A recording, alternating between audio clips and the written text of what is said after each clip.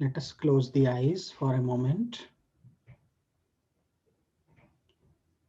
With deep love, let us remember God and the Masters.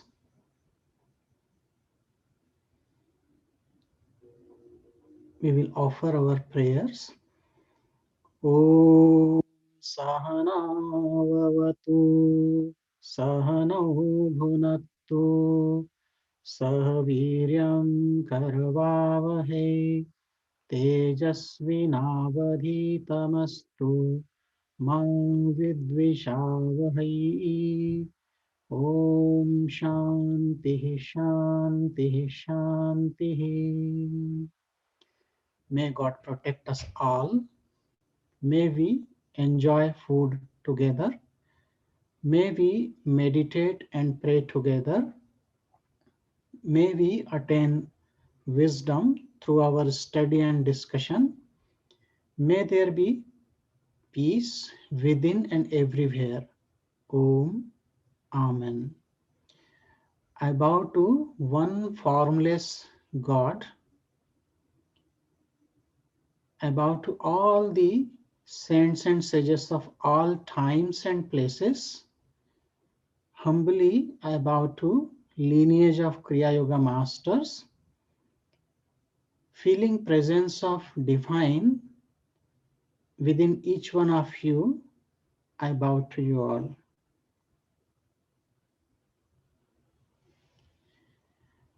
Good evening and welcome to our discussion on the series of lecture on the topic components of Kriya Yoga. In our previous class, we had discussed the history of Kriya Yoga, many references from the scriptures about Kriya Yoga. We also discussed definition of Kriya as well as basic principle of Kriya. And then we came to discuss about the word yoga. More than 32 meanings we discussed. To continue our discussion on this word yoga, today we will discuss a little bit more about the definitions from various scriptures.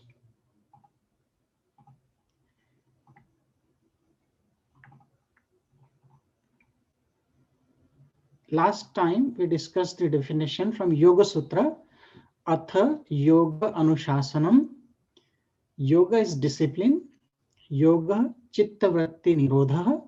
Yoga is the elimination, annihilation, and suppression of the modifications of the mind, otherwise known as thought patterns.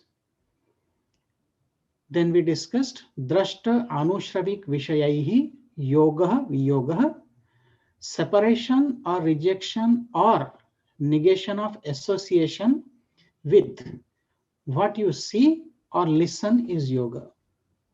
Yoga milanam sacha vakshyamana drashtu drashyayoho ekatva rupam.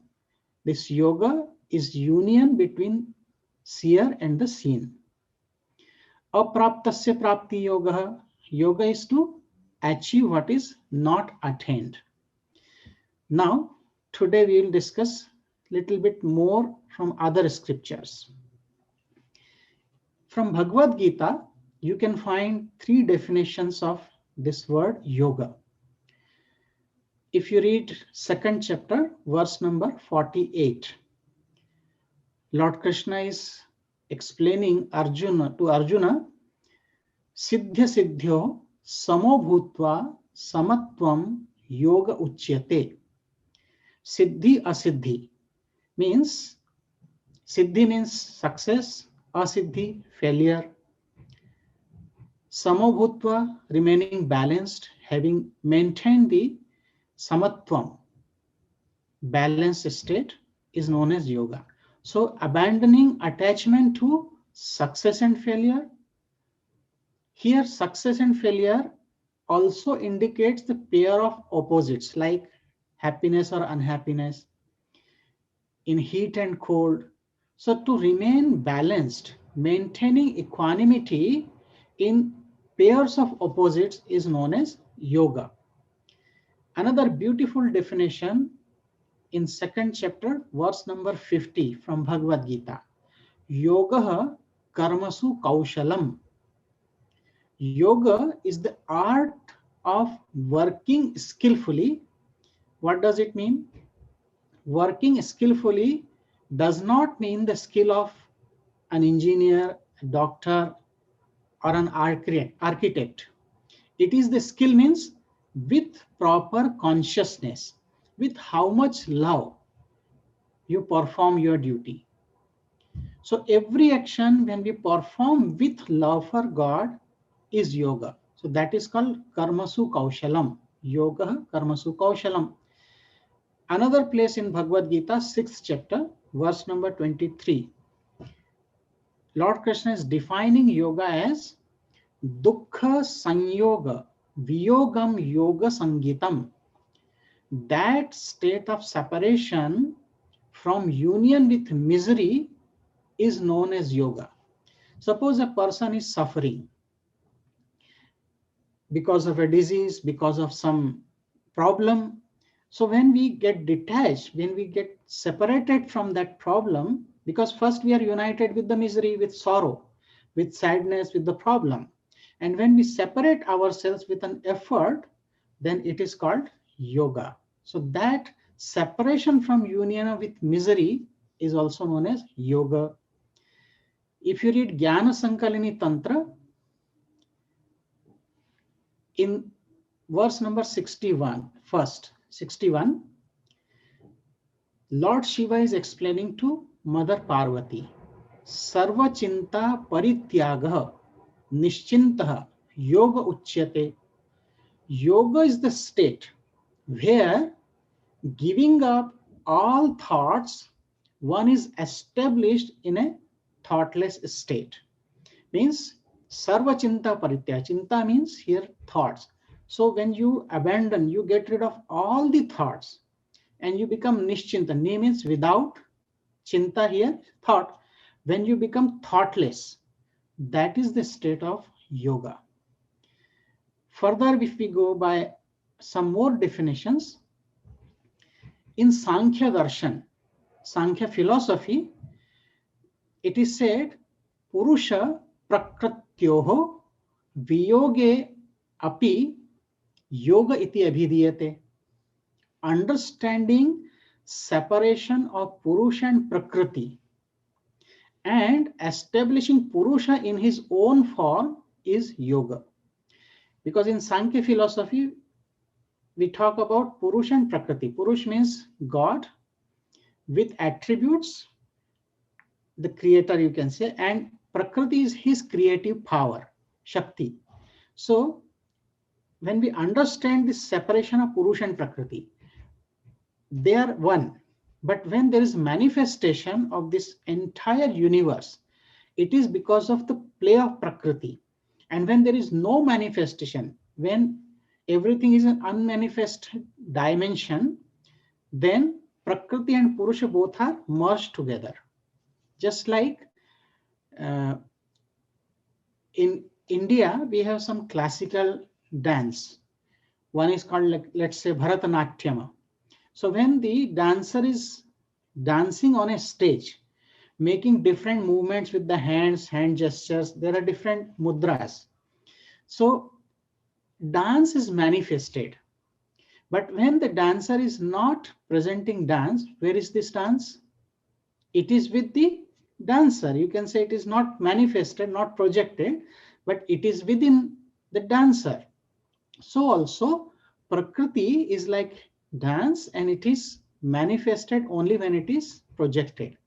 So Purusha and Prakriti, when we understand the separation of Purusha and Prakriti, one is eternal principle, one is ephemeral principle, which is Prakriti, and then establishing Purusha in his own form is yoga.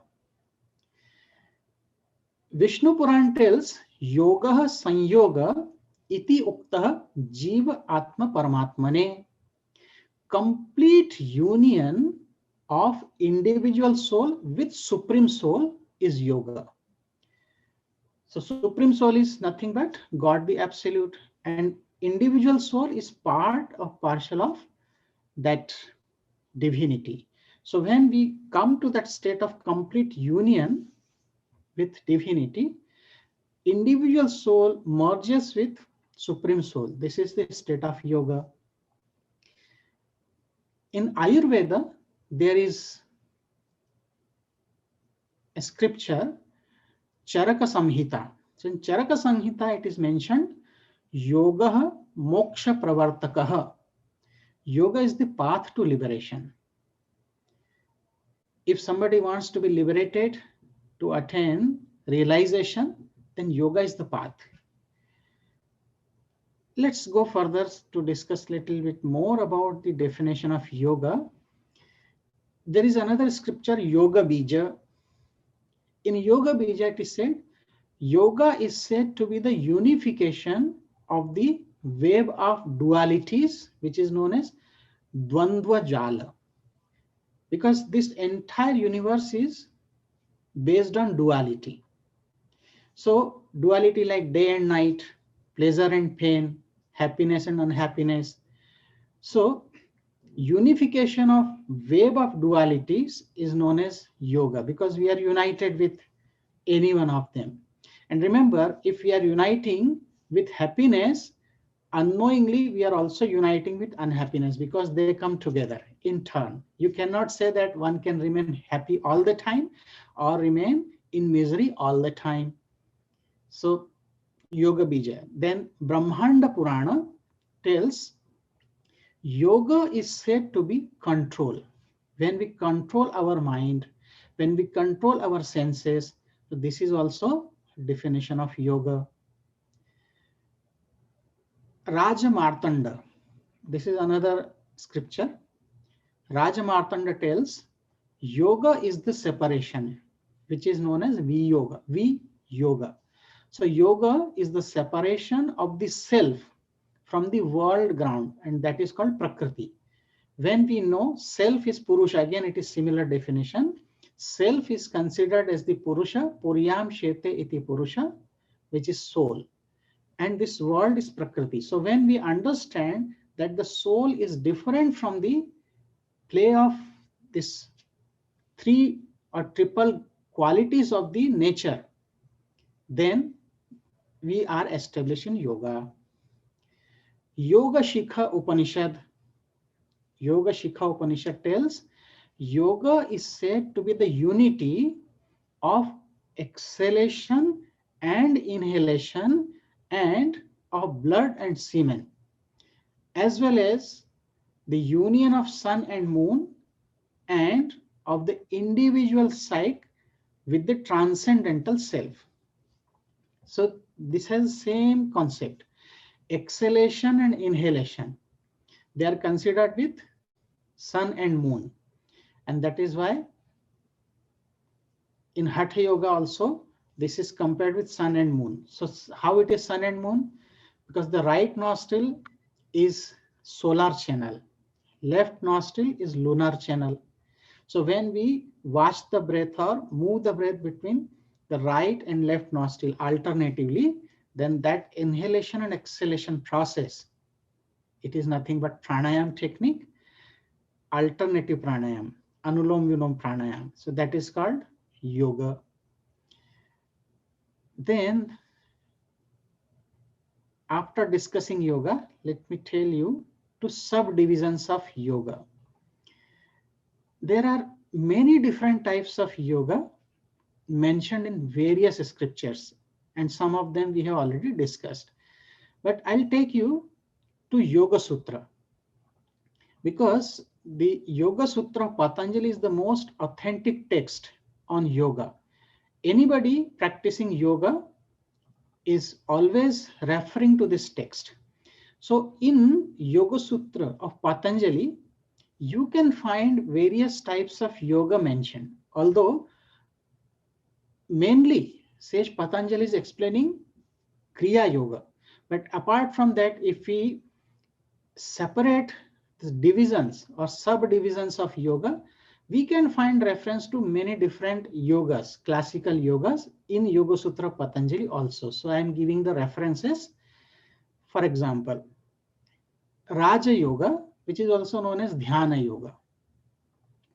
Raja Yoga is mentioned, which is main yoga for meditation or realization. It is based on our breath regulation also. So if we say about only Raja Yoga, then complete Yoga Sutra talks about that, because to do pranayama and then go to samadhi through dhyana, dharana, dhyana, samadhi, trayam ekatra, sanyama. So these three together is sanyama, taking us to a state of samadhi.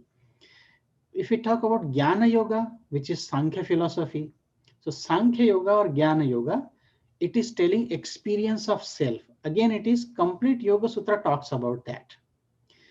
If we talk about Karma Yoga, so Karma Yoga means to be detached and to perform selfless action. And that is mentioned in Sutra number 24, first chapter, and 7th Sutra in 4th chapter, 4th book. About Bhakti Yoga, which is devotion through surrender to God.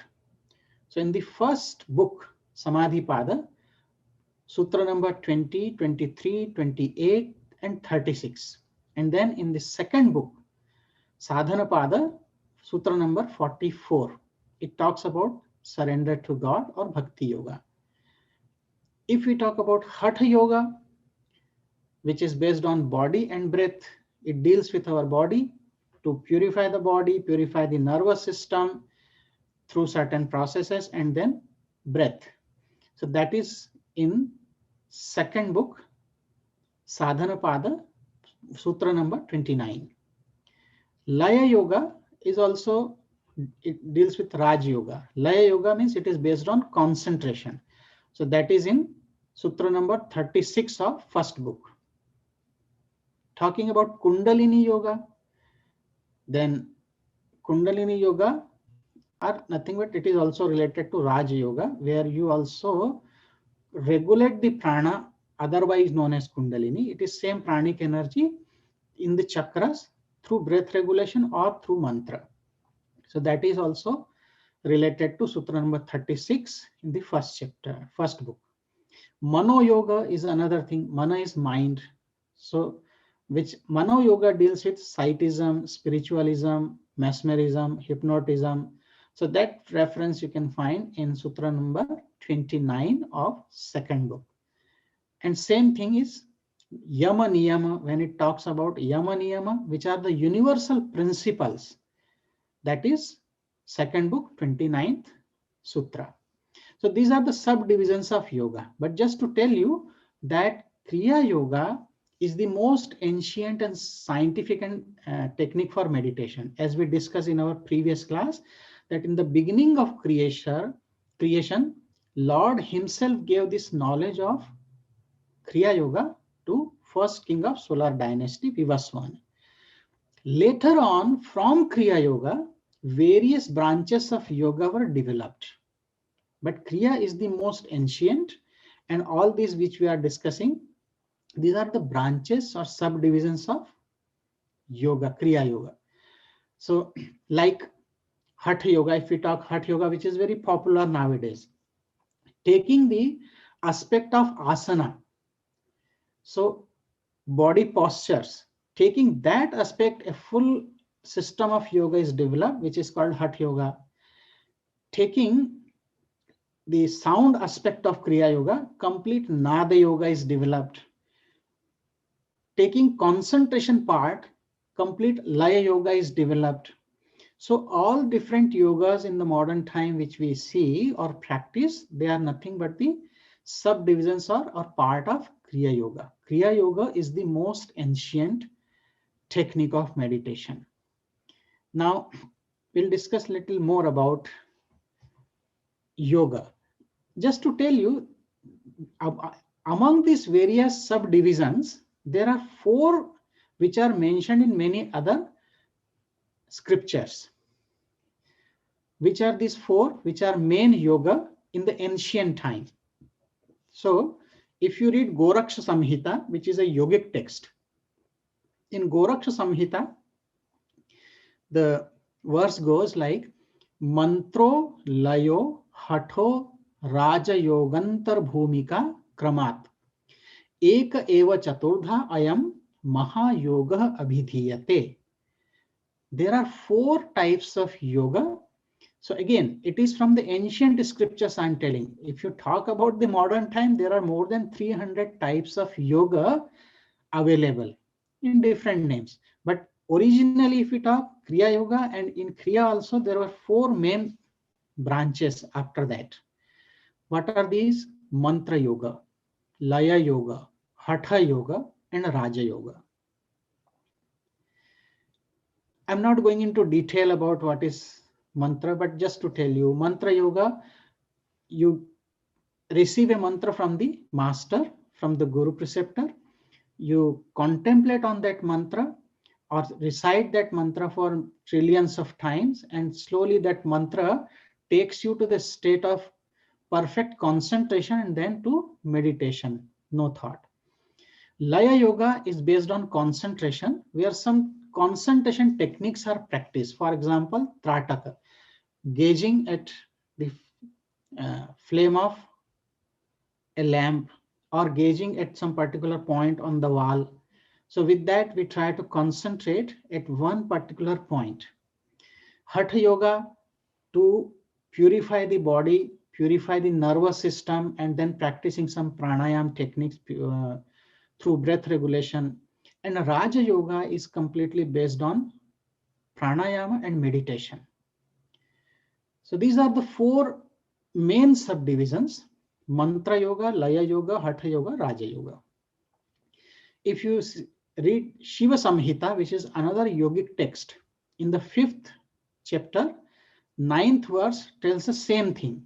Mantra Yogo Hataschaiva Laya Yogas Tratiyakah Chaturtho Raja Yogah Syat Sa Dvidha Bhava Varjitah.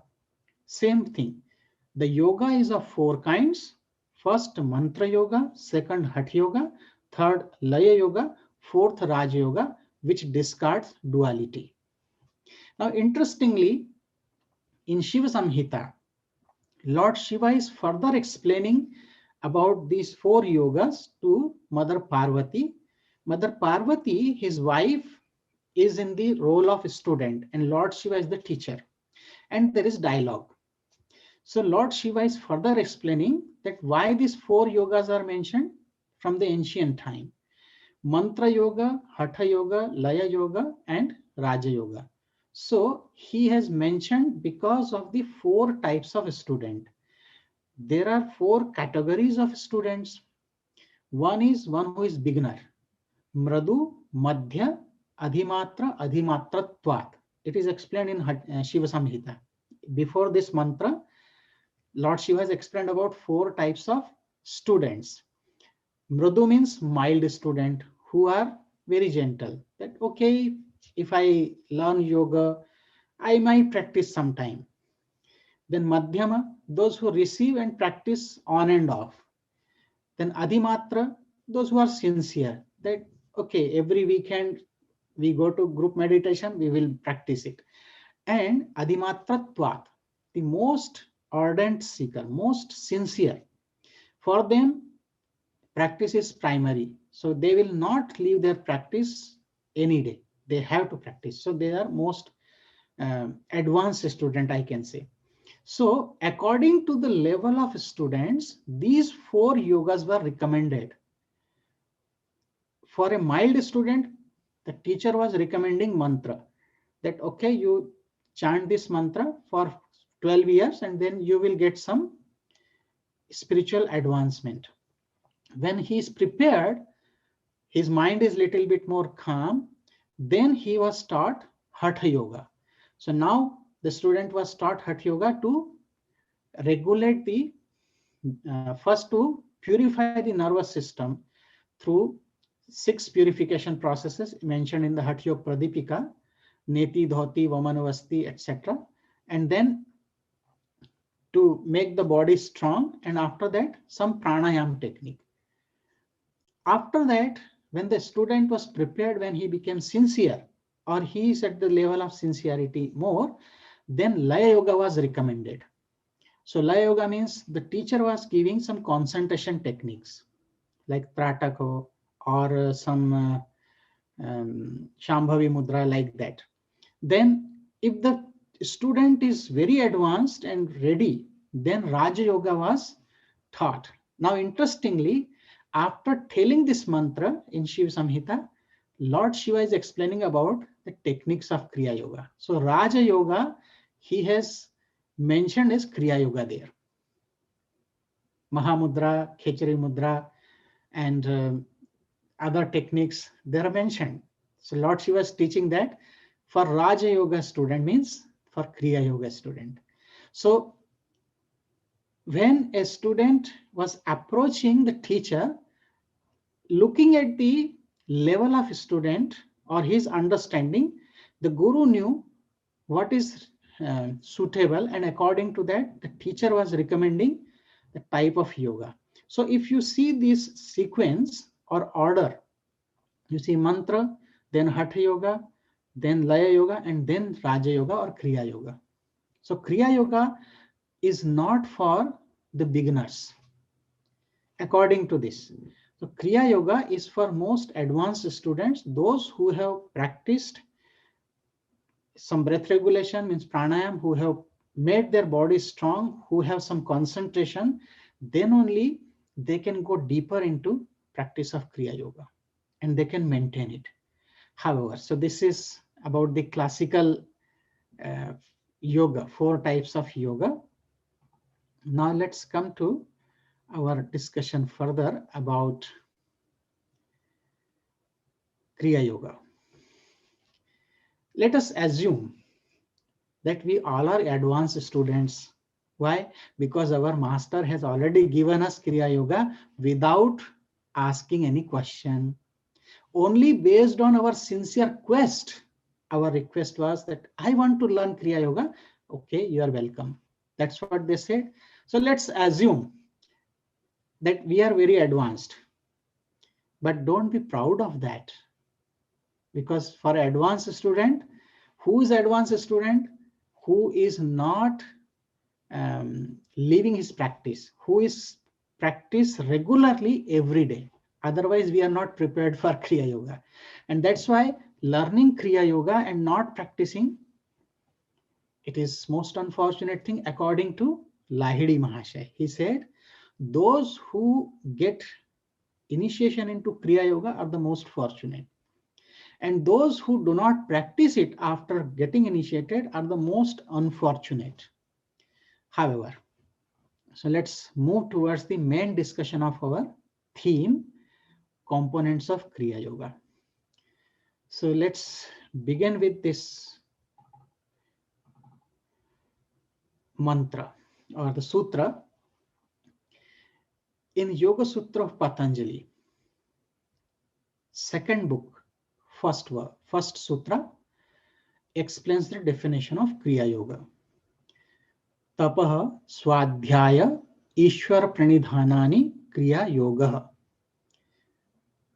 How many words are there?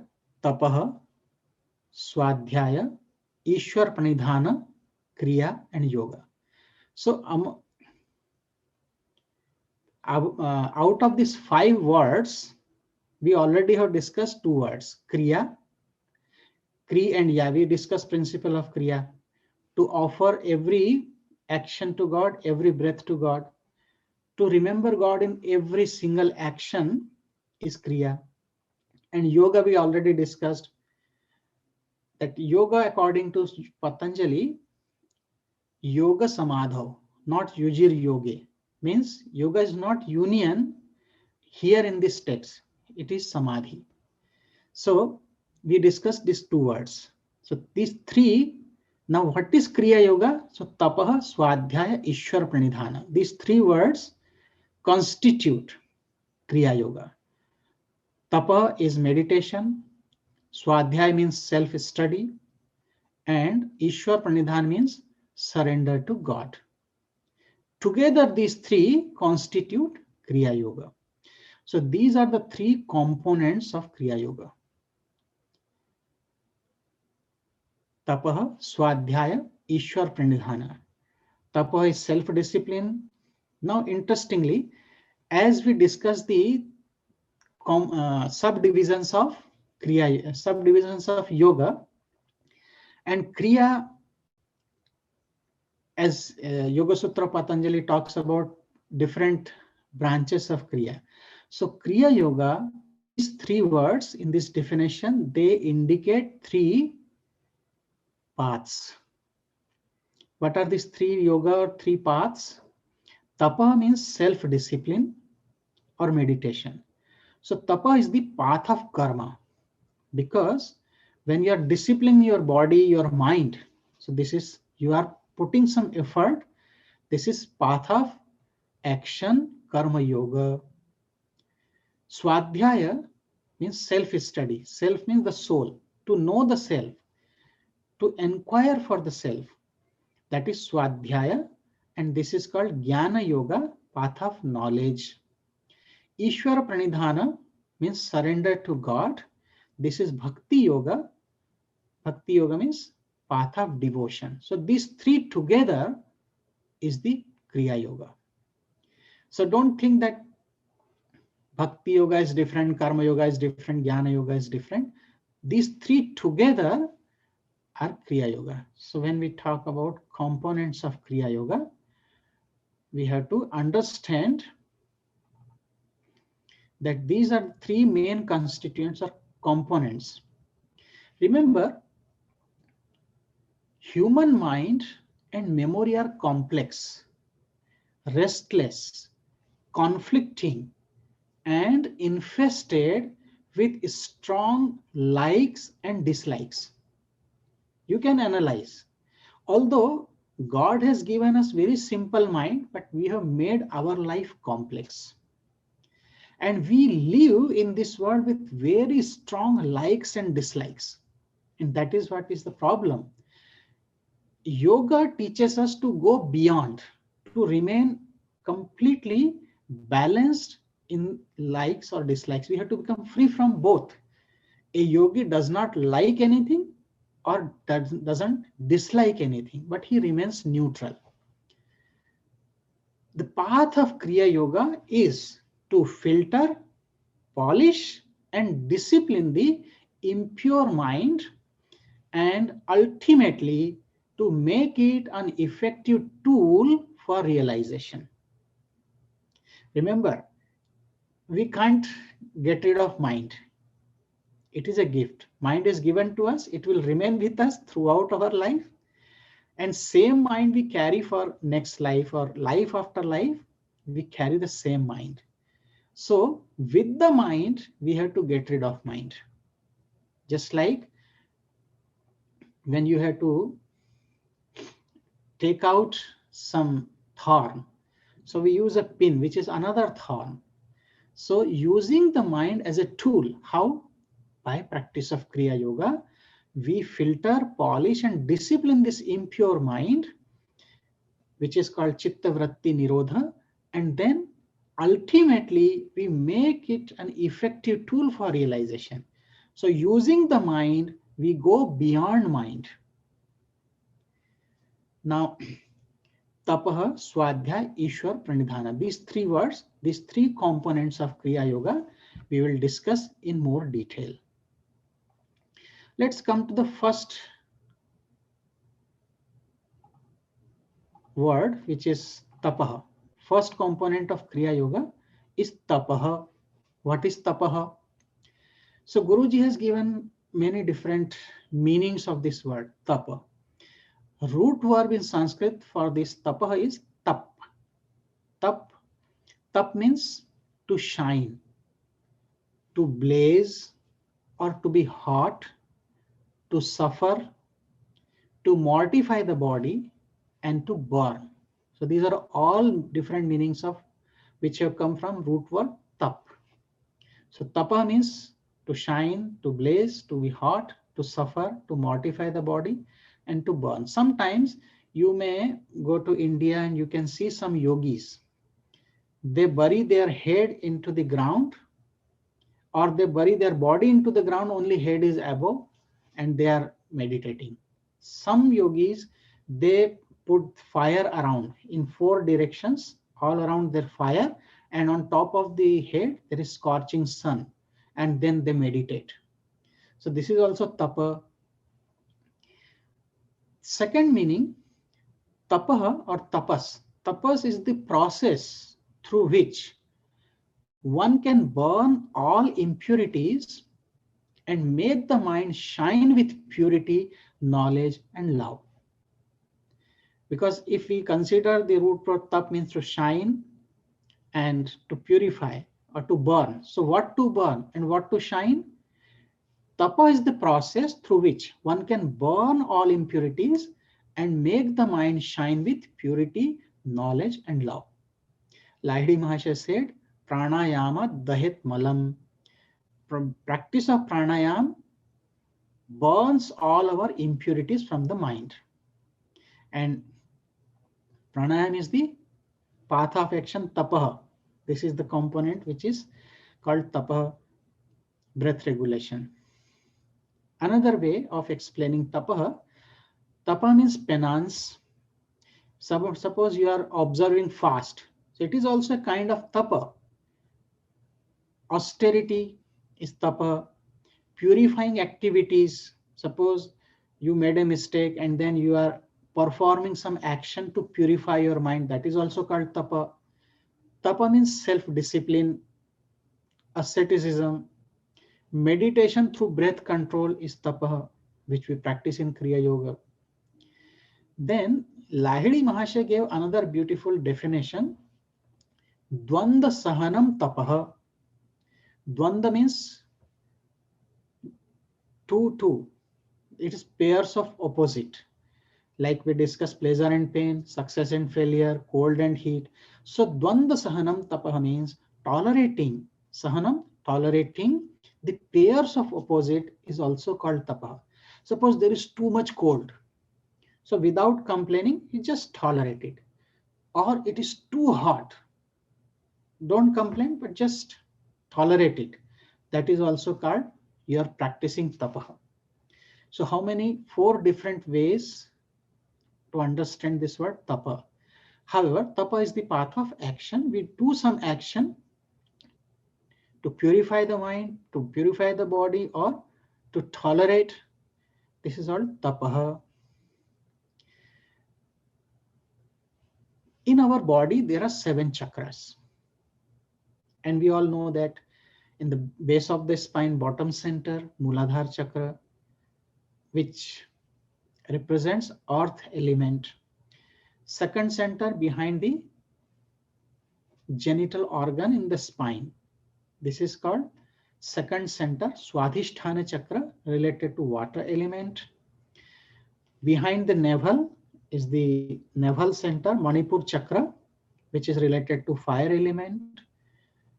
And heart center is Anahata chakra, which is air element.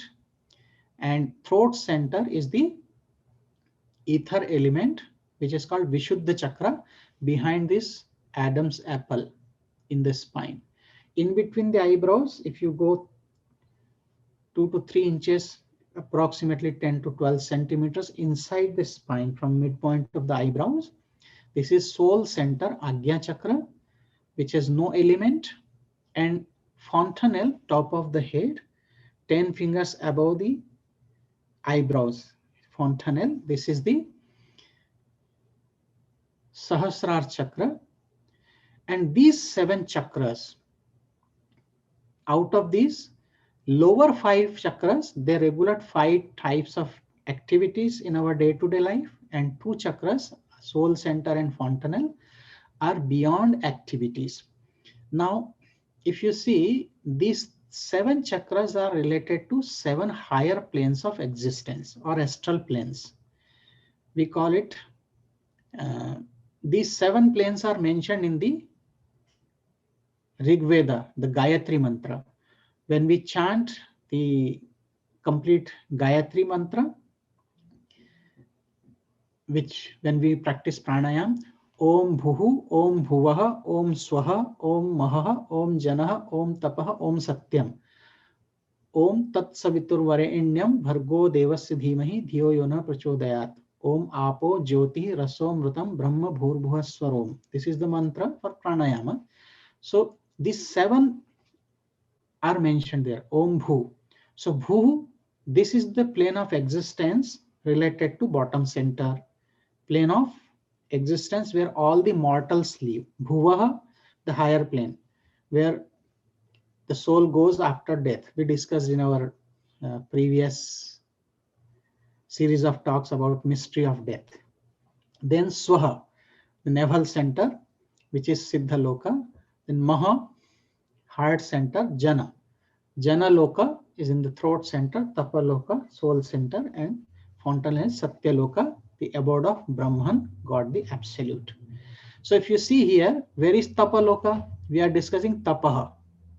Tapa Loka is in the soul center. That means we should meditate staying in Tapa Loka, means staying in the fontanel, staying in the soul center and above. We should perform our meditative activities. So below these, from Jana Loka up to Bhuva Loka, from throat center to bottom center, this is our world, Prakriti. And above this soul center and fontana, this is the cranium, which is the cave of Brahman or seat of Brahman, God the Absolute. This is called Dharma Kshetra in Bhagavad Gita, and below this, this is Karma Kshetra, Kurukshetra. However, so Tapa Loka is in the soul center. So staying in the soul center, one should meditate.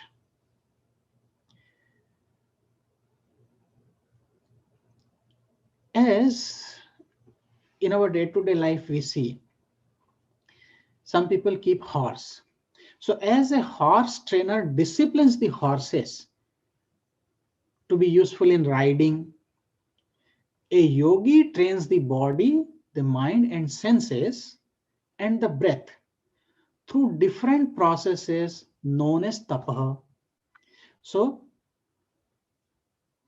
the body, the mind, the senses and breath, these 4 we regulate and we discipline these 4 aspects of our life, and that is all known as tapaha. Tapaha also consists of freeing the mind, to make our mind free from agitation while passing through the dualities of life, such as heat and cold, hunger and thirst, success and failure, happiness and unhappiness, pleasure and pain, honor and dishonor. So all these different dualities of life we are passing through constantly. So making our mind free from agitation while going through these dualities is also known as tapa. In Bhagavad Gita, there is elaborate description about this word tapa. There are 3 types of tapa mentioned in Bhagavad Gita, which we will discuss in our next class. So now it is time for meditation. We'll also do some tapa now, breath regulation, disciplining body and mind. Please sit straight.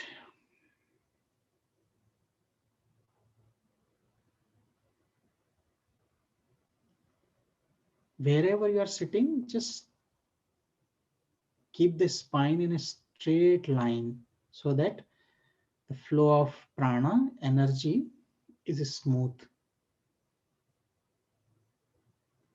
Close the eyes.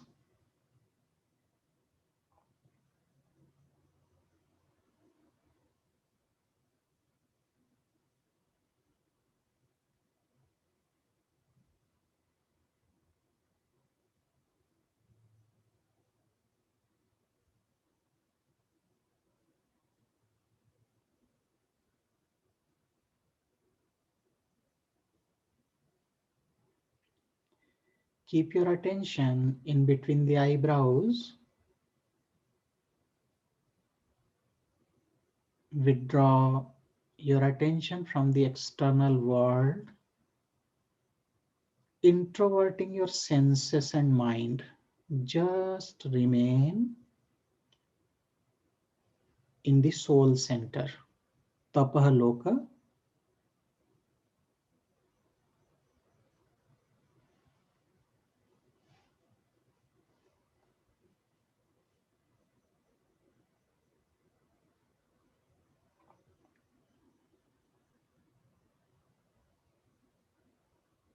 Let us begin with observing our breath.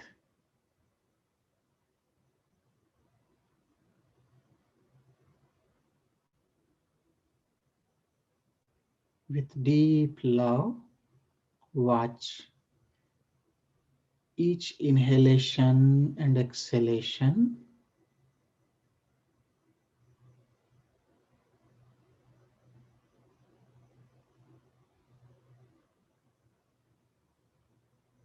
You may feel gentle friction with the movement of breath in the nostrils up to the lungs.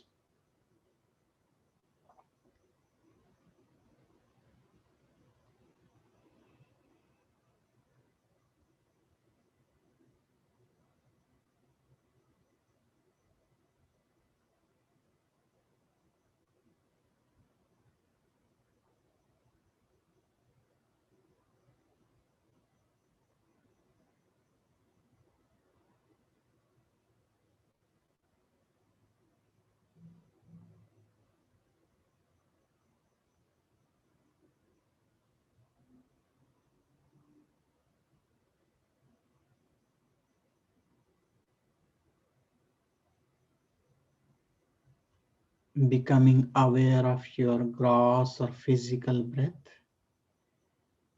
Gently shift your attention to the subtle breath.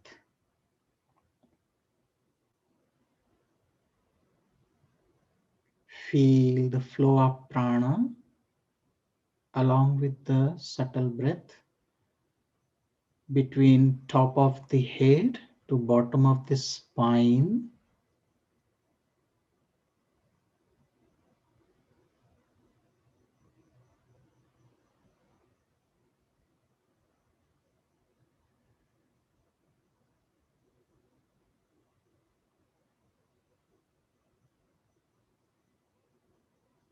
Don't forget your breath.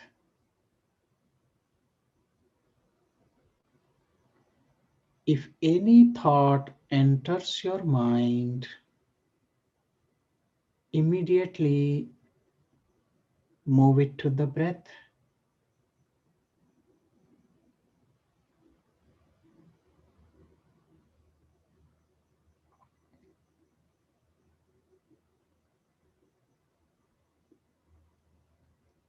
Gurudev said, one breath is one life.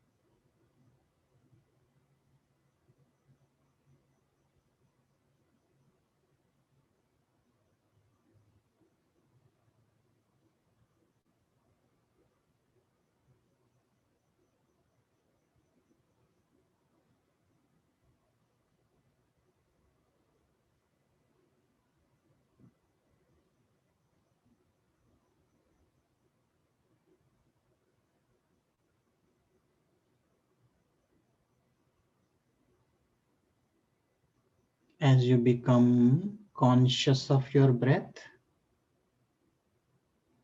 your mind becomes more calm and regulated.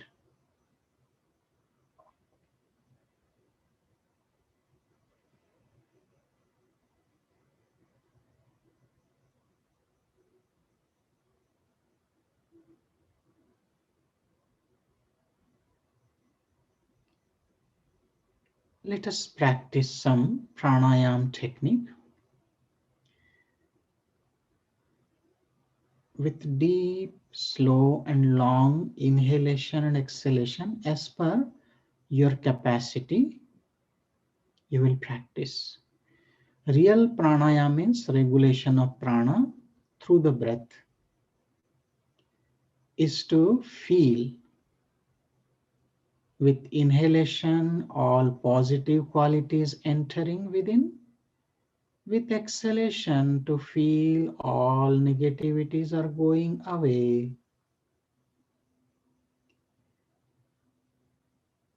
Let us begin from bottom of the spine to top. Inhale, love. Exhale, peace. Inhale, love. Exhale, peace. Inhale, love. Exhale, peace. Inhale, peace. Exhale, love. Inhale, peace. Exhale, love. Inhale, peace. Exhale, love. Inhale, love. Exhale, peace. Inhale, love. Exhale, peace. Inhale, love. Exhale, peace.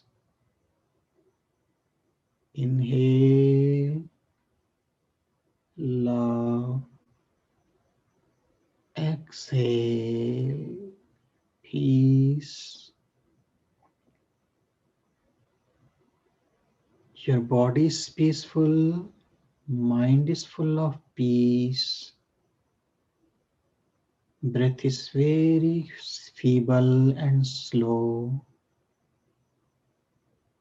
as if you are not breathing.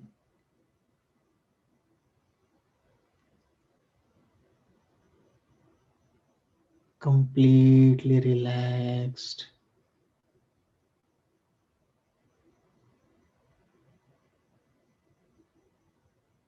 Normal and conscious breath. Inside the inner space of cranium, remain there.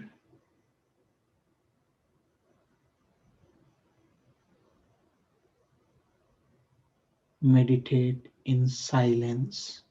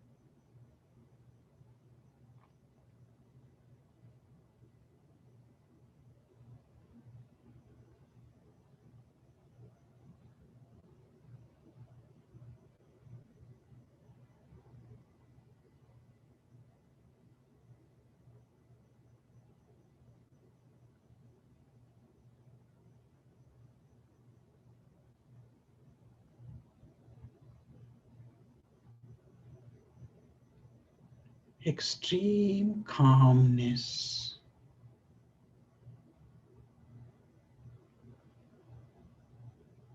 divine blissful state.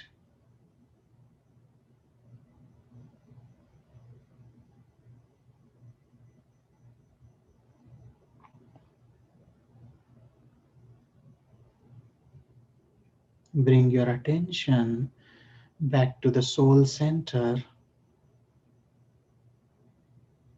in between the eyebrows.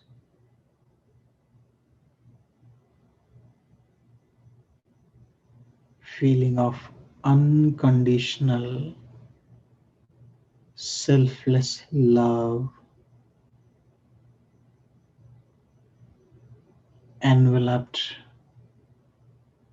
with peace and bliss.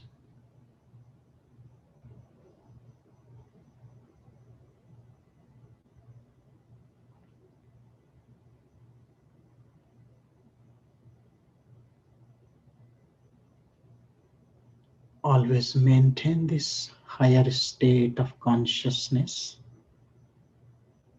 in all your activities, day and night,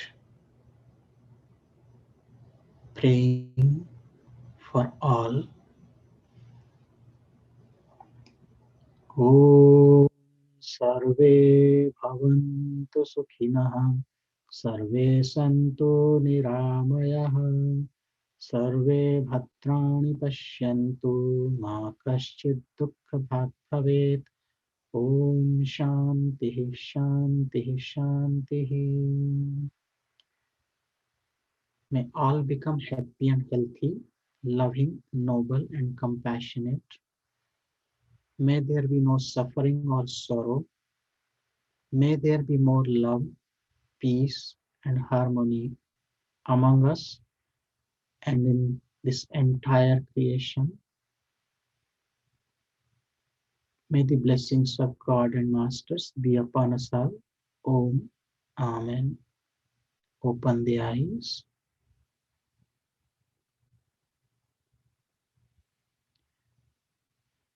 Thank you all.